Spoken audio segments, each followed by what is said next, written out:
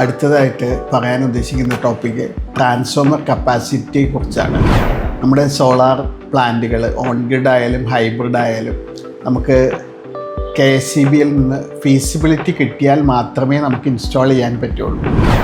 പല സ്ഥലങ്ങളിലും നിലവിൽ 50%, 60% ഫുള്ളായിട്ടുണ്ട് നിലവിലെ ട്രാൻസ്ഫോമറിൻ്റെ അവസ്ഥ.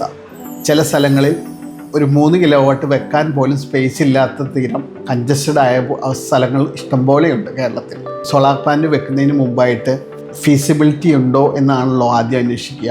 ഇത് നിലവിൽ അവിടെയുള്ള ട്രാൻസ്ഫോമറിൻ്റെ കപ്പാസിറ്റിയുടെ 90% വരെയാണ് സാധാരണ അലൗ ചെയ്യുന്നത്.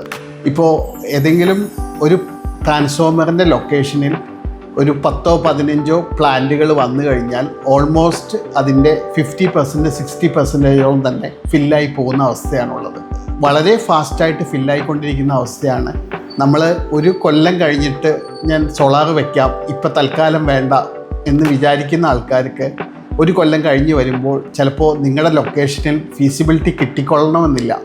അതുകൊണ്ട് തന്നെ അവരവരുടെ ട്രാൻസ്ഫോമറിൻ്റെ ഫീസിബിലിറ്റിയും കൂടെ നിങ്ങൾ പ്ലാന്റ് ഇൻസ്റ്റാൾ ചെയ്യുന്ന സമയത്ത് നിങ്ങൾ ശ്രദ്ധിക്കേണ്ട ഒരു ഘടകമാണ്. നിങ്ങളുടെ അടുത്ത ട്രാൻസ്ഫോമറിന് ഫീസിബിലിറ്റി അവൈലബിൾ ആണോ എന്ന് ചെക്ക് ചെയ്യാനായിട്ട് നമുക്ക് ഓൺലൈൻ പോർട്ടൽ അവൈലബിൾ ആണ്. ഇത് ചെക്ക് ചെയ്യാനുള്ള ലിങ്ക് നിങ്ങൾ മെസ്സേജ് ഇടുകയാണെങ്കിൽ ഞാൻ അയച്ചു തരാവുന്നതാണ്.